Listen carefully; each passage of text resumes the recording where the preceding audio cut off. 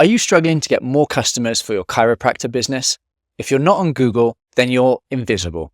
So let's fix that. Today, I'm going to show you our 6-step process that you can use in order to get your website ranking at the top of Google. I'm going to clearly lay out all of the steps that you need to take so that you can implement these strategies for yourself. If at any point you would like some help with it, or if you would like us to do it all for you, then please do get in touch. There's a link in the description below. If you're watching this video, I'm going to assume that you know what SEO is, the process of getting your website to the top of Google. There's one reason that I love SEO, and that is because in my experience, it tends to drive the best customers.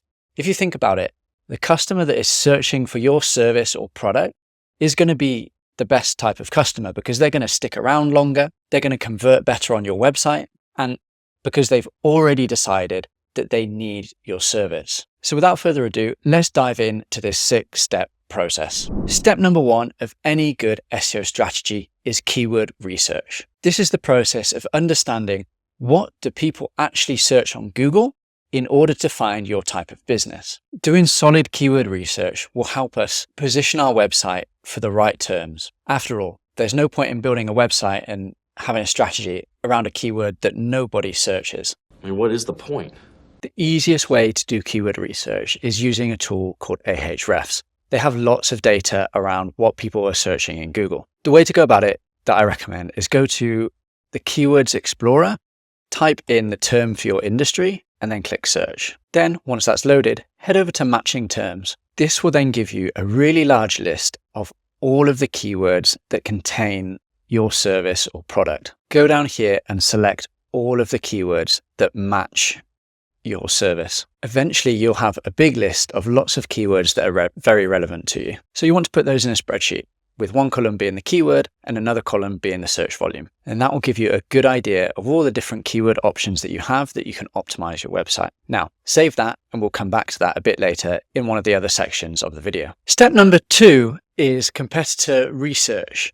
Wouldn't you love to know all of the numbers behind your competitors? Well, with SEO, you can actually do that. You see, there are certain tools that we can use, such as Ahrefs, that show us all of the SEO metrics that our competitors have, such as how much traffic they're getting, their backlinks, all of their strategy. So we can really use that to our advantage, and it will help inform our own strategy. The way that we can do our competitor research is we can go back to Ahrefs or another similar tool, and we can type in the URL of our competitor. I'm just going to pick a random business here just to demonstrate. So we go to Site Explorer, we type in the URL, and then that will give us all of the metrics of this business. So here we are, we can see all of the different metrics. Now, a lot of this might be confusing for you, but I'm going to run through it one by one.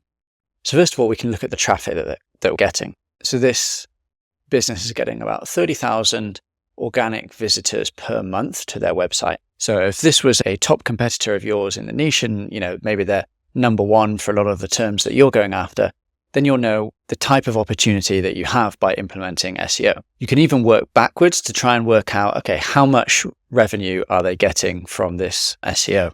So if they've got 30,000 traffic, you could assume a conversion rate, depending on the type of business, maybe somewhere between 2 to 15%. And then you can work backwards on how many of those leads convert and the average order value based on everything that you know from your business and your website. Now, what we want to look at next is we want to go to the organic keywords. Here we can see all of the keywords that they are ranking for, and we can use that to our advantage. So we can add any keywords that we've missed in step 1, our keyword research, and add those additional keywords into that document. Once we've done that, I'd recommend going to top pages. And for now, what I'd like you to do is just note down how many pages they have, and also take a quick look at all the different types of pages that they have. Do they have service landing pages? Do they have blog pages? And just get a rough idea of what exactly they have on their website. This will give us an idea of how many pages that we might need to create on our site as well. And note this down, you'll understand how many backlinks that you'll need to be building. So for example, this business, they have about 453 backlinks. Now, I know that seems like a lot, but not all of those backlinks will actually be good. And in the backlink section of this video, I'll go into exactly how we can audit that and understand how many backlinks we need to build to our website. But for now, we just want to understand how many referring domains do they have going to their website.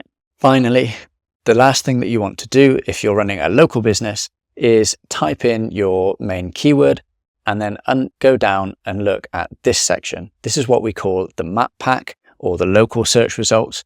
And you can see here that there are 3 businesses here and they all have different reviews, a review score and a number of reviews. We want to note that down because that's going to inform the targets that we have for the amount of reviews that we need to get. So once we have all of that information, note it down in your spreadsheet and repeat that for all of your main businesses that you have in your niche. Now that you've done your keyword research and your competitor research, you're ready to start working on your website. That's step 3, on-page SEO. Now, please don't get scared if the on-site side of things sounds a bit technical. I'm going to break it down and make it as easy as possible for you. Alternatively, if you're already working with a web development agency or freelancer, you can use what I'm saying and give the instructions over to them. We want to go back and visit our keyword research. Now, for our key services or areas or products, we all want to create dedicated landing pages for these keywords. Now, what a dedicated landing page looks like is usually something fairly similar to your homepage, but all of the content and the keywords on that page are really focused around that core keyword to do with your service. So what do you want to do? Well, the best practices are that you should put your main keyword on these pages and they should go in these locations. The first is it should be in the main title of your page. The second is it should be in the main heading of the page. Third, it should be within the first 100 words of the content on your page. It should also be in the URL. And then finally, you want to include it roughly 1 to 2 times every 200 words that you keep writing. However, there is a caveat there. You don't want to just force your keyword into the writing. You want to make it sound natural and only include it where it makes sense. Now, a lot of this can actually be simplified by using what we call correlation tools.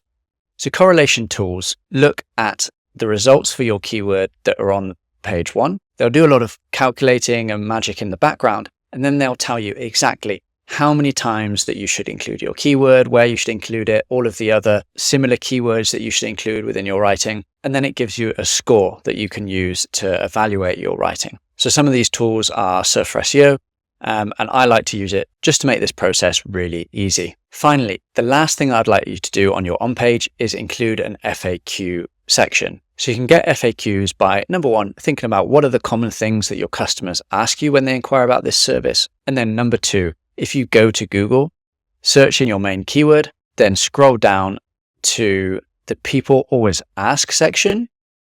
So you'll often see that there are extra questions that Google puts within the search results. Include those questions and the answers to those on your page. Now, we want to repeat this and create dedicated landing pages for all of the main services, areas, and products that we provide. And once that's done, we can move on to the next step. Step number 4 is essential if you want to get found as a local business. We're going to talk all about how to get found in the local map pack here. The first thing you want to do is sign up for your Google My Business profile. Very simple, just follow the online instructions and make sure that your profile is completely filled out. Don't skip anything. Make sure that you have your categories, opening hours, proper descriptions. Make sure that it is 100%. Then also go ahead and add some photos to your profile. Not only will this help with your ranking, but it'll also help customers see your business, understand it, and be more likely to call or click on your website. Once that's done, the next stage is to start getting reviews. In our competitor research, we found how many reviews that we'd want to be getting. So for example, if this was our business that we were trying to rank for, we would understand that we need to get somewhere between 60 and 160 reviews. Now that might seem a lot, but over time, you'll be able to reach those levels. There are 2 main strategies that I recommend when it comes to getting reviews. The first is to go back to all of your happy and loyal customers and send them a personalized message asking if they would be happy to leave you a review, and that it would be really helpful if they were able to do so. Most times, if you've done a good service and that your customers are happy, then they'll want to help you. The second is, for going forward, I always like to incentivize employees to get reviews. You can offer them a cash bonus, a gift card, or a special reward. You could even have a ranking table of all your employees on who's managed to get the most reviews from their customers. And this will just remind them that they need to keep asking their customers whenever they speak to them to leave a Google review on your profile. It helps to turn it into a bit of a game. It helps create the right incentives. And of course, they'll also want to give an even better service so that they can get the good reviews. And that's it. That's quite a simple process to get your business ranking up here in the top of the map pack. On to step number 5. If you've made it this far, you're doing a great job and you'll be rewarded for all of your efforts by Google. Step number 5 is creating blog content. So why is this important? Surely we've already created landing pages for our main keywords. Why would we need to go after blog and informational content? Well, informational content can be really useful. There are 2 main benefits. The first is it helps Google understand your website, what it's about, and your expertise on the subject. The second is it can also be used to attract customers. Let me explain. Not every customer is searching on Google for a solution.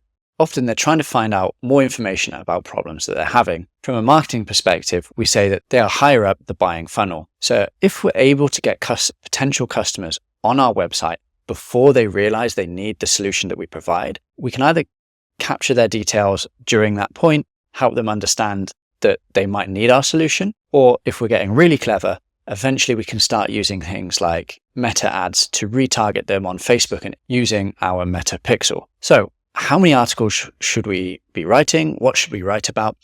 Well, the first thing is we want to understand how many articles our competitors have written. So go back to your competitor research notes from step 2, look at how many pages they have and how many of those pages are informational blog articles. We'll want to write about the same amount, but let's try and go a little bit further and write even more, maybe say 10 to 20% more. In terms of what we should write about, well, we can write about exactly what our competitors have been writing about, but you can also revisit step 1 to understand what informational keywords there were in your niche. When you're doing this, remember, if you can, use a correlational tool like Surfer SEO, and if not, then just remember the best practices of a keyword in the title of your page, a keyword in the main heading, in the first 100 words, in the URL, and 1 to 2 times for every 200 words that you write. Now, it can seem very overwhelming if you have to write lots and lots of blog articles. What I'd recommend is breaking this down into a monthly target. So instead of having to write, say, 20 articles in month 1, what you can do is split that over 6 months and maybe write 3 to 4 articles per month. That'll help it be a lot more manageable. But if we do have the option, I always prefer to batch create all the content up front. That's because the sooner we get that on the website, the sooner that Google is going to discover those articles and going to start sending us traffic.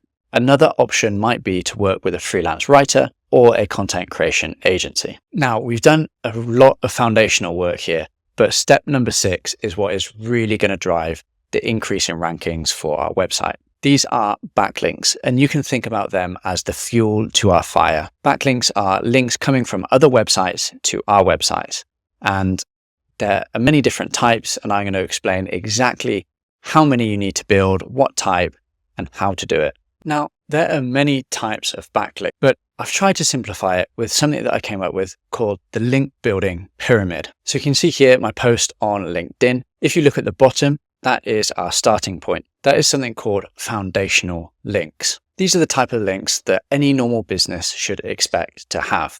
They are links from our social profiles. So you want to go ahead and set up all of the different social profiles, Facebook, Instagram, LinkedIn, also some of the less known ones, maybe Reddit, Pinterest, and make sure that all the profiles have a link back to your website. The next is directories. So even if you don't have a physical location, it's worth getting directory listings, because this, again, is just another foundational link. They're very cheap, easy, and quick to build, so it's just worth doing. Once we've got those out the way, it starts to get a bit more fun. We go on to the next tier, which is relevancy. Here we build relevancy by getting posts on other people's websites that include a link back to ours. These are called guest posts. And in most cases, we'll have to pay the website owner to post that on their website with a link back to us. You can expect to pay anywhere between $100 and $400 per post on the quality of the link and the website that it's linking from.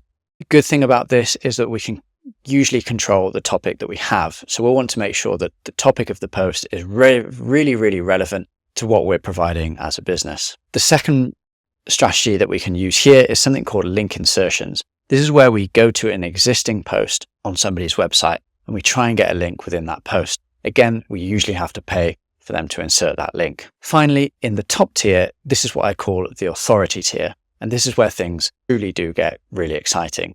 These types of links are the best links from major media websites,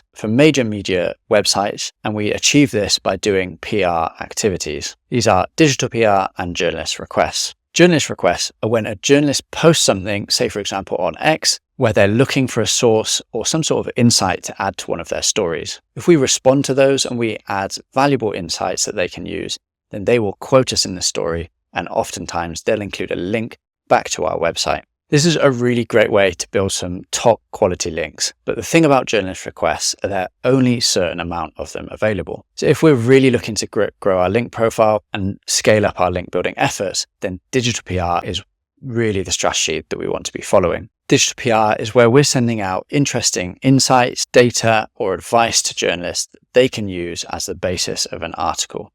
Now, the reason that this works is because journalists have very high targets in terms of what they need to write. Maybe they've got to write like 8 articles per day. So if we can send them something that is interesting and useful that they can turn into an article, well, they're going to be grateful for that. And as a return, they'll credit us as the source and include a link at the same time. And that is how we get featured on major media websites such as Forbes, USA Today, and the New York Post. Now, this is our bread and butter as a company. We do link building, and specifically we do digital PR link building. So I just want to show you an example of a campaign that brings this strategy to life.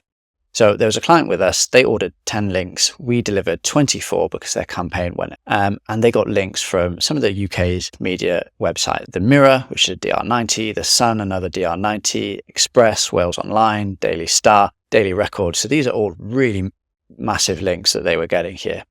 So what did we do to do that? Well, they were a plumbing retailer, and we came up with a campaign that used their spokesperson and gave advice on how to avoid mold within your bathroom. So we came up with this because we'd researched all the types of topics that journalists write about, and we noticed that the year prior, this was a talked about topic. So we were able to put our own spin on it, add in a really relevant expert, and send it out to journalists, and they loved it. Now, the number one question I get from customers is, how many links do I need to build? Well, what we can do is go back to our competitor research and we can look at how many links our top competitors have. We'll want to use that as a benchmark for us to achieve and then beat. So if we go back to the example website we looked at earlier, we can see they have 40 links, which might seem like a lot of links, but it's actually quite achievable. Once we break it down, we can see what types of links they have. I would go ahead and estimate that there are a lot of links in here that are just not that relevant. You can see that there are all sorts of random websites that have just scraped the web and they've just got a link back from this very spammy website. So we can usually imagine that anywhere between 25 and 30% of those links are not so great. So let's say that they've got 300 links that we need to get. Well, a lot of those will be foundational links, such as social media profiles and links from directories. So say that makes up another 100, then the rest will likely be, then we can eliminate anything that's under DR30, because really those types of websites, they don't drive a lot of power. So you can see that brings that down to 170 links. So again, if we take out all the spammy ones from that, maybe there's about 100 links that we might need to build for this website. We can go ahead and do an analysis to see, okay, what sort of DR ranges do they have? How many links do we need to build with each DR range? And then work back from there, how many guest posts and link insertions we might need to get, and how many links from the press we might need to get. So if that does seem a bit confusing, any potential client that we take on, we do a free audit. So just get in touch with our team and we are more than happy to do an audit, come up with a link building plan for free, no obligation. You don't have to use us. You understand the types of links that you need to build, how many you need to build, and if you were to follow a link building plan with us, how much that would actually cost. So there you have it, all 6 steps of the SEO process. It's worth noting that SEO can be a long-term process. Don't expect to see results in the first few days. If you think about it, it's going to take a while to do all of that work that we've just gone through, to create the pages, build the backlinks. And then once we've created it, we actually need to wait for Google to crawl and discover all of that content and backlinks. And then after that, there's still going to be a delay for the rankings to take effect. So it's going to take several months of hard work and then several months of waiting to start seeing our results. But the wait, I promise you, is worth it, because if you can be consistent with your effort, you'll end up getting consistent results and consistent leads and sales coming through your website. One final parting bit of advice would be to come up with a plan of action. You don't have to do it all in week one. You can break it down into much more manageable chunks. For example, each month, how many articles are you going to write? How many links are you going to build? How many reviews are you going to try and get on your Google My Business profile? Doing that will make it easier for you to hit your SEO goals, and it will make the workload much more manageable. So there you have it, everything you need. If at any point you want some experts to handle it for you, just get in touch with me and my team, and we're more than happy to do it. Just click the link in the description. Thanks for listening.